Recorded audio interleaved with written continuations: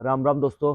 दोस्तों, जैसे कि मैंने पिछली बार बताया था कि वीडियो बहुत ही इम्पोर्टेंट होने वाली है आज की, क्योंकि बहुत से भाई इंटरव्यू देने के लिए जाते हैं और वहाँ का क्या प्रोसेस है, किस तरह होता है, क्या ना होता है। क्योंकि मैं 10 से 15 स्टूडेंट्स के साथ इंटरव्यू दिलवाने जा चुका हूँ। स्टूडेंट्स क्या, मेरे साथी ही थे, उनके साथ जा चुका हूँ। क्योंकि मेरा भी इंटरव्यू हुआ था, तो मेरा भी उनके बाद ही हुआ था। तो F1 वीज़ा मेरी वाइफ कंट्री हुआ था, उसके रिगार्डिंग को जो क्वेश्चन पूछे गए थे और उसके उसके बाद मतलब मेरे साथ जो F2 वीज़ा के रिगार्डिंग गया था, उसके साथ क्या क्वेश्चन पूछे गए थे। सबसे पहले तो इन्वायरमेंट बहुत ही ठंडा है, ठंडा नहीं बोलूँगा लेकिन हवा बहुत तेज़ है आज की। दिखा दूँ आपको, थोड़ा सा दिख रहा हो, बहुत आवाज़ कर रही है हवा। फिर भी मैं थोड़ा इधर आगे बनाता हूँ, क्योंकि पिछली बार वीडियो में बहुत आवाज़ आ रही थी हवा की। तो आपको बता रहा था कि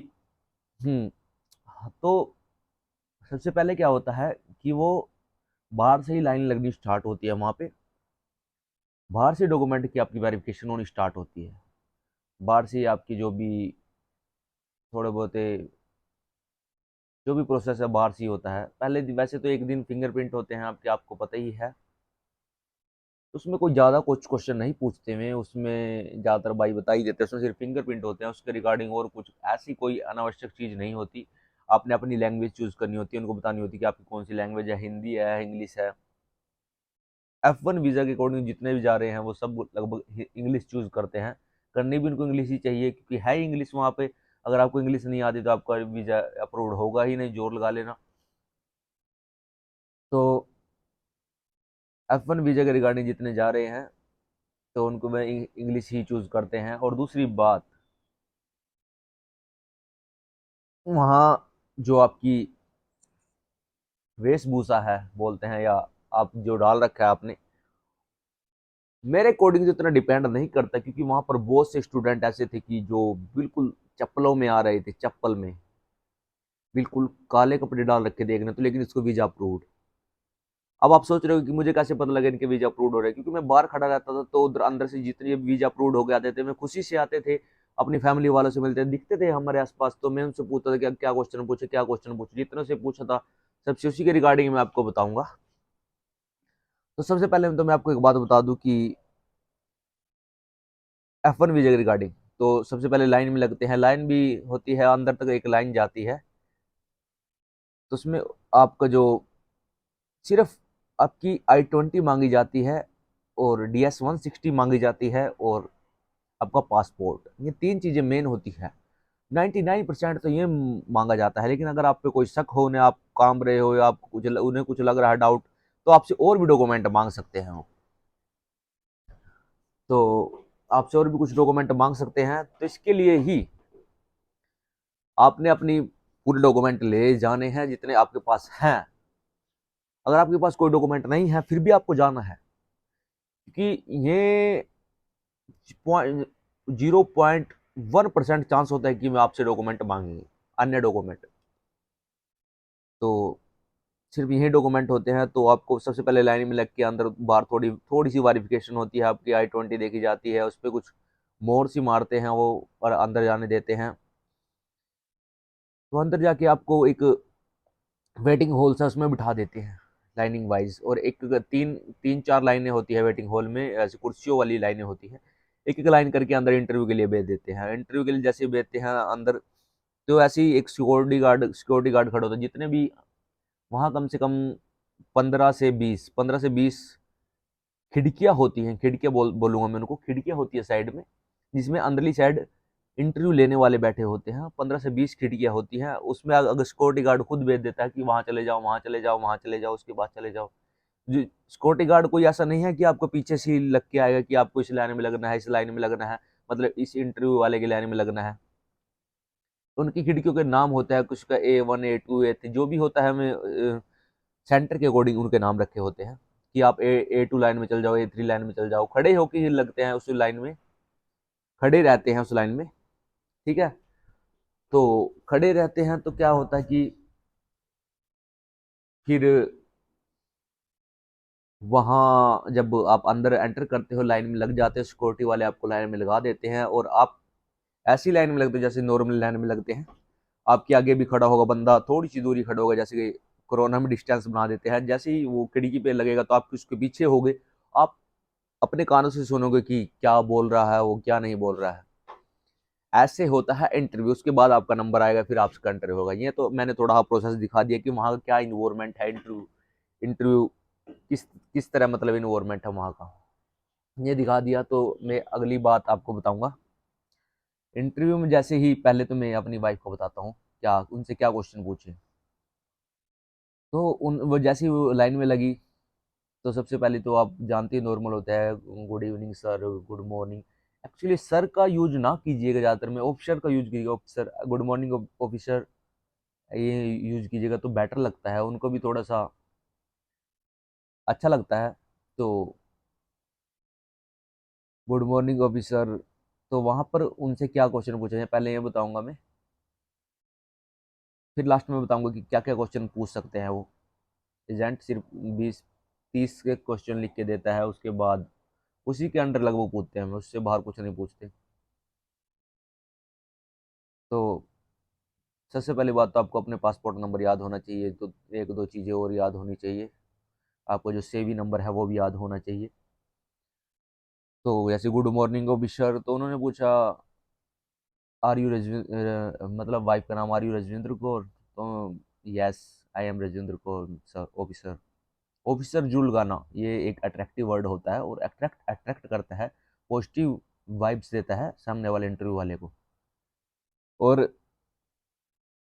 फिर क्या, तो उनसे पूछा कि are you going for Wright State University, yes officer why you going for Wright State University, कि आप राइट स्टेट यूनिवर्सिटी के लिए क्यों जा रहे हो। सिर्फ 2 से 3 क्वेश्चन पूछे थे उनसे कि किस कोर्स के लिए जा रहे हो, क्यों जा रहे हो, और किस कोर्स के लिए जा रहे हो। क्यों जा रहे हो को तो आंसर ये होता कि मैं अपनी मास्टर्स के लिए के लिए वहाँ पे जा रही हूँ, तो उसके रिगार्डिंग जा रही हूँ। तो उसके रिगार्डिंग आपने पहले से एक लाइन प्रिपेयर करके रखनी, अट्रैक्टिव लाइन प्रिपेयर करके रखनी चाहिए।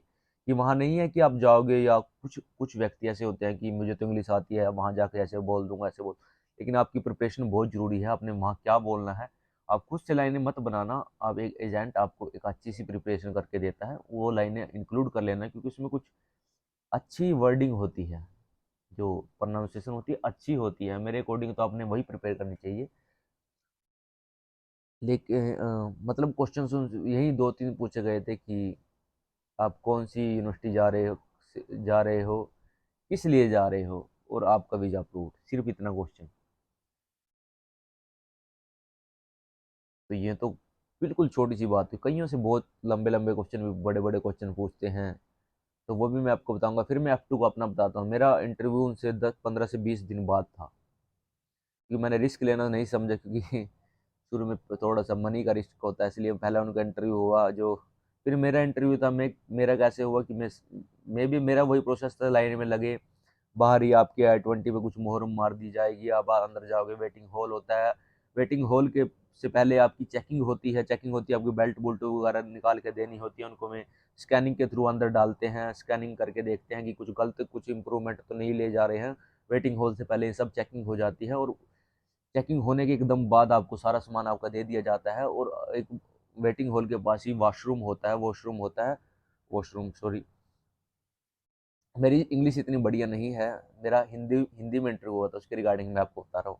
तो वॉशरूम में जाते हैं, वहाँ पर अपना सब कुछ बेल्ट वगैरह जो भी आपने वहाँ पे चेकिंग के उतारी होती है, जो भी होता है, आपके कड़ा वगैरह जो भी, आपकी ब्रेसलेट वगैरह जो भी आपके पास है, वो आप वहाँ अंदर जाकर डाल सकते हैं। फिर उसके बाद आपकी घड़ी वगैरह जो भी है, उसके बाद वही प्रोसेस, आपको वेटिंग हॉल में बिठा दिए जाते हैं। उसमें लाइनें बनी होती है कुर्सीज में, तो एक एक लाइन करके अंदर जाती है, और एक एक लाइन करके जैसे ही अंदर जाते हैं तो थोड़ी सी दूर आगे सिक्योरिटी गार्ड खड़ा होता है, वो आपको आपकी लाइन के बारे में बता देते हैं कि आपने इस लाइन में लगना है। तो मेरा भी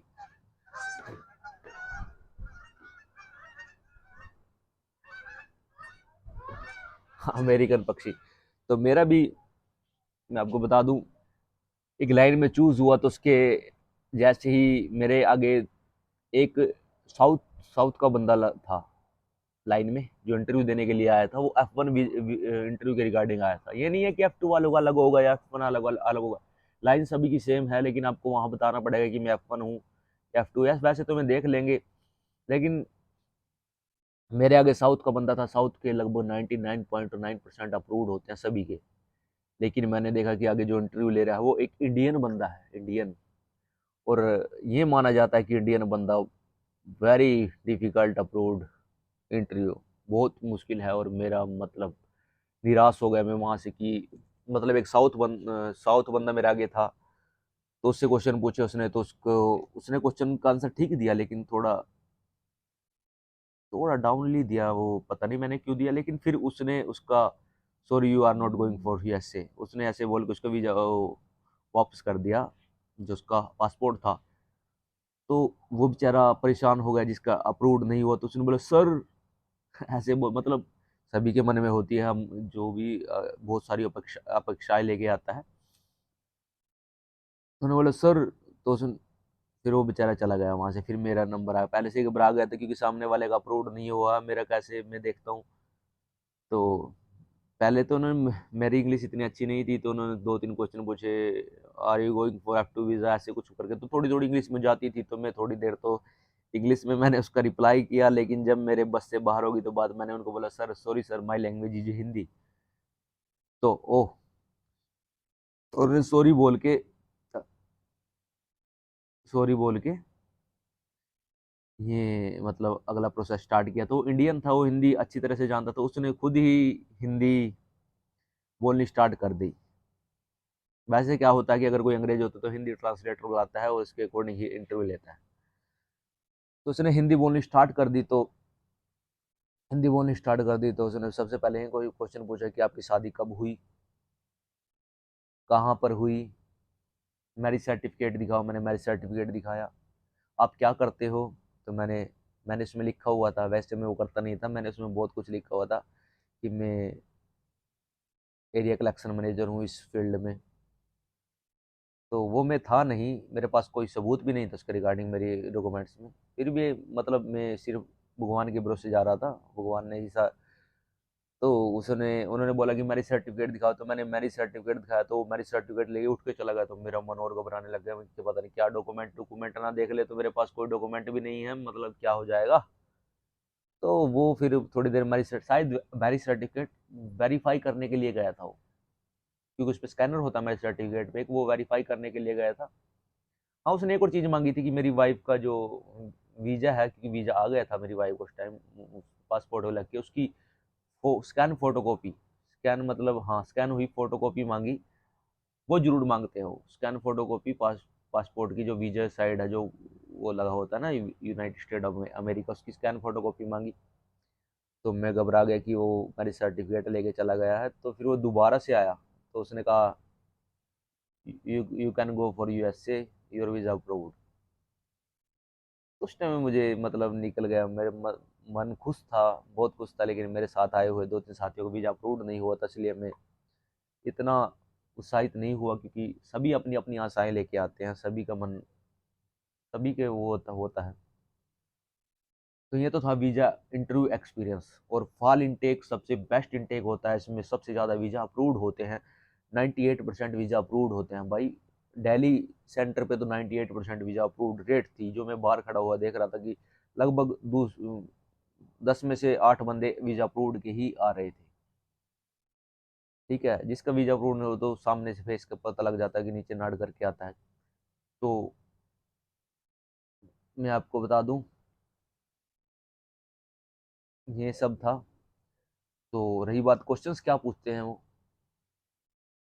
उसके रिगार्डिंग मैं एक वीडियो और बनाऊंगा, कोशिश करूंगा, क्योंकि उसमें सारी ये वीडियो थोड़ी 15 मिनट की हो गई है, इसमें वो और कवर नहीं कर पाऊंगा क्योंकि थोड़ी बड़ी हो जाएगी। तो लेकिन ये एक्सपीरियंस कैसा लगा, तो उसके रिगार्डिंग कमेंट जरूर कीजिएगा। और वीडियो से रिलेटेड कोई हो अन्य वीडियो, कोई खास स्पेशल वीडियो, कुछ आपको कोई क्वेश्चन हो उसके रिगार्डिंग कोई वीडियो बनानी है, वो भी कमेंट कर दीजिएगा। तो क्वेश्चन कुछ 20 से 30 क्वेश्चन होते हैं, उससे बाहर कोई कुछ नहीं पूछता। और 20-25 से 30 क्वेश्चन मैं आपको नेक्स्ट वीडियो में लेके आऊंगा कि ये क्वेश्चन अगर आपने वो प्रिपेयर कर लिया, उससे बाहर कुछ नहीं पूछता। उनकी सबसे बड़ी क्वेश्चन ये होता है, और आपने उसका आंसर किस तरह देना है और क्या पॉजिटिव और नेगेटिव रखना है, वो कोई उसके रिगार्डिंग भी बताऊंगा मैं आपको। क्योंकि कोई कुछ क्वेश्चन ऐसे होते हैं कि are you have any related in USA, भाई आपके पास कोई रिलेटिव है या आपको कोई जानने पहचानने वाला है यूएसए में। कुछ ऐसे ऐसे क्वेश्चन है, उनको हाँ या ना, किस तरह हाँ में आंसर देना है या ना में देना है, क्या पॉजिटिव रहेगा क्या नेगेटिव रहेगा, उसके रिगार्डिंग आपने बताना, ठीक है। तो मेरा वीज़ा अप्रूव्ड हो गया था भाई, खुशी मिली थी, खुशी भी क्या मिली थी, डर भी था एक, क्योंकि मैं यहाँ यूएसए में किसी को नहीं जानता था, कैसे आऊँगा, किसके साथ रहूँगा, किसके साथ, सभी सभी प्रॉब्लम फेस करनी थी। तो भगवान की दया से सब से बाहर निकल गया हूँ, लेकिन फिर अब भी स्ट्रगल है थोड़ा सा, कोई ना, निकलेंगे बाहर। तो राम राम सभी को, बन रही है हमारे चैनल के साथ, और सब्सक्राइब, और अपने जो जो तैयारी कर रहा है भाई उनको उनके साथ शेयर जरूर कर दीजिएगा। राम राम।